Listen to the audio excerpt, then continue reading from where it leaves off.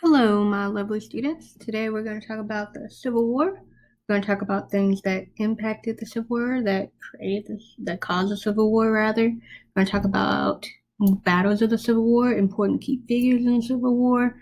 We're going to talk about how slaves were treated during and before and after the Civil War, and we're going to talk about important documents or legislation that happened during and after the Civil War. And let's get started. So, what started the Civil War? The Civil War was started based on three things. It was started based on religion, both sides thinking they were right morally, slavery, South had slaves, North didn't like that, and the election of Abraham Lincoln. And we'll talk more in class about how the election of Abraham Lincoln impacted the Civil War, but the main thing that you need to know is that if Abraham Lincoln wasn't elected president during and before the Civil War, then who knows where we would be at? Who knows how the Civil War would have ended up? We wouldn't have had the Emancipation Proclamation, which is something we're going to talk about in a little bit. We wouldn't have had the 13th Amendment, which is also something we're going to talk about. And, who knows how the United States would have been shaped? The South could have won. You never know. But thank goodness he was elected. All right, major battles. So the major battle that I want to talk about would be the Battle of Vicksburg slash the Siege of Vicksburg, and that happened July 1863. This battle was important because the North had already taken control of New Orleans along the Red River, and they wanted to have control of the whole Mississippi River.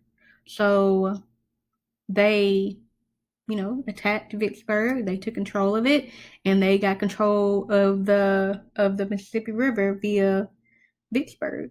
So this was important and devastating for the South because they could not get any supplies through the river. I mean, they couldn't anyway because of New Orleans, but this made it to where they couldn't get anything. It was a complete blockade. And the only way they could get help would be from getting help from Britain, which wasn't very likely, or they could get help from, just go around the whole continent, and that's going to take months back then because all they had was ships. So, yeah, that's why this battle was important, but we'll talk more about it in class. If you have any questions, just write them down as you're watching this video, and we'll address them in class, okay? Next battle. Battle of Vicksburg. This was a very important battle because it wasn't initiated by the North, it was actually initiated by the South. And it was from July 1st to the 3rd in 1863. And this battle was initiated by General Robert E. Lee in the South. And his plan was to go ahead and attack Vicksburg because he wanted while the Union troops were defending Washington, he went ahead and attacked Gettysburg. So why this was important would be because if the South would have taken control of a northern city, that would have put the North in like a bad spot, and publicly and strategically, because the South is in the North now. They have a leg up, they have an advantage, but luckily they ended up losing. So we'll talk about more about Robert E. Lee and more battles, but this battle is really important because it stopped the South from advancing to the North. But there's one battle. We'll talk about more about that in class. Another battle that was important more politically and not really as much strategically would be the Battle of Atlanta, and that happened in August 1864, and that was initiated by this guy right here, General Sherman, and he ended up attacking Atlanta, which was a very southern city in the South.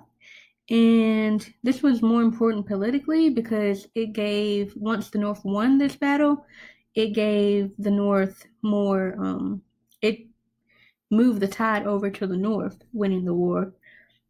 So it made the war seem more I would say more. It made it seem as though the war we were actually doing something important instead of just wasting resources. And it also helped Abraham Lincoln win his election because throughout this whole Civil War, he's going through a re-election process. So he was actually, people were thinking he was going to lose because, I mean, you have us in this crazy war that half of us don't even understand or understand why we're in it.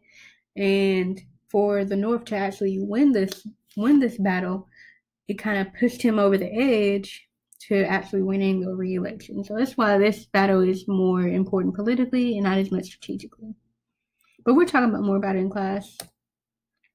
We won't get into these figures, but important key figures to know would be Robert E. Lee, which is right here, Ulysses S. Grant, which is right here, and he was a general for the North, and Robert E. Lee was for the South, and President Abraham Lincoln. But we'll get more into them in class, okay? But if you have any questions, let me know.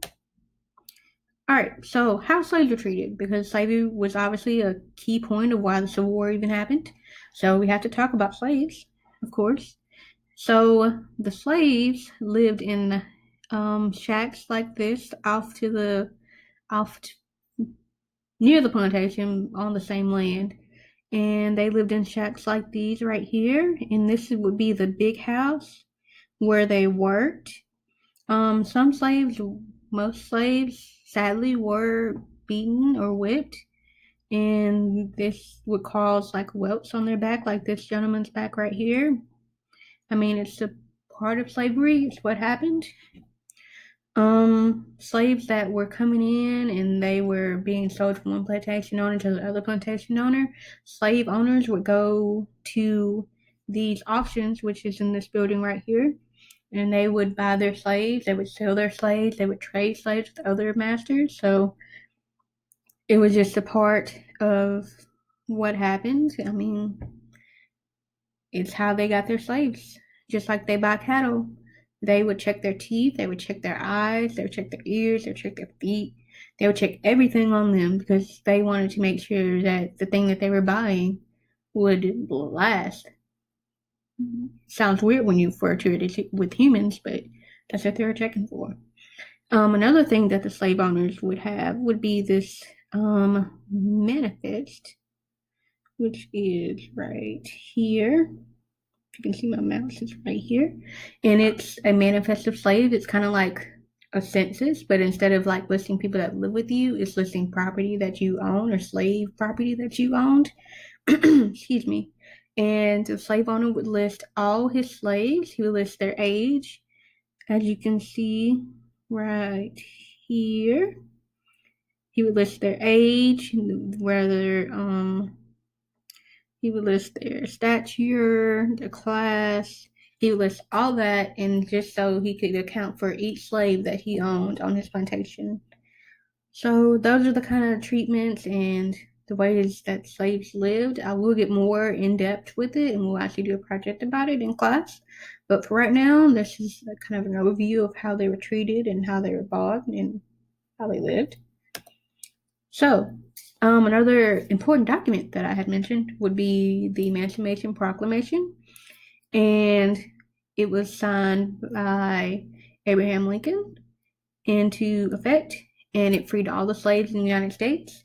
Of course, we're going through war, so the slaves that were in the Confederate States, they actually were not considered free by those states because those states, they actually had the slave rules or laws that said, hey, you're a slave. I own you. You're my slave. You're not free. I don't care what President Abraham Lincoln said. You're not free.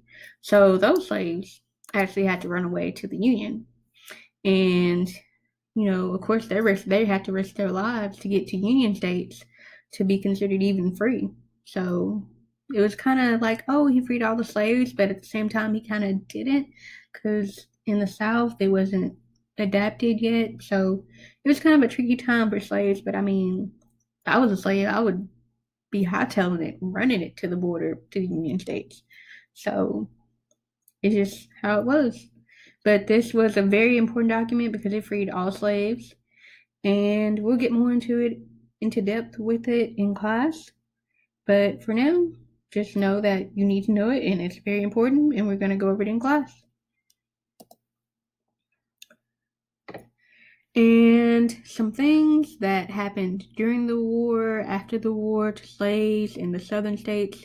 One thing would be that, as you mentioned before, when a slave ran away, the slave owner would actually post um, these little slave wanted posters in the paper, and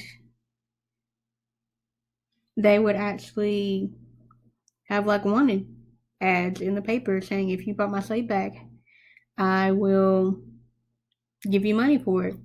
So it made a runaway slave even more profitable for people that didn't even believe in slavery. They were like, well, I need money, so let me turn the slave in. Another thing that happened after the war would be that slavery was completely abolished in the United States, and with the 13th Amendment, um, the 13th Amendment said that nobody can be a slave, nobody can be considered somebody's property, and the only time you can do slave-like work is if you're committed a crime and you're a prisoner.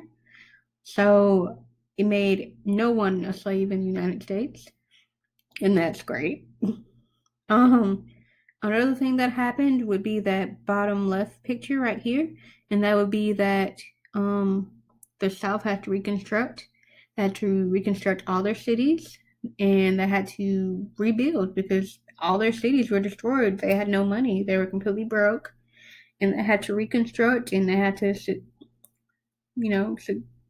they had to, give up and say, "Hey, we lost, we give up." So that's what happened. But I hope you learned something from this. I hope you took some notes, and also can't wait to start this lovely unit on the Civil War and slavery. And if you guys have any questions on Monday, we will discuss this. So I will see you guys on Monday. Thank you guys for watching, and y'all have a great day. Thank you. Bye bye.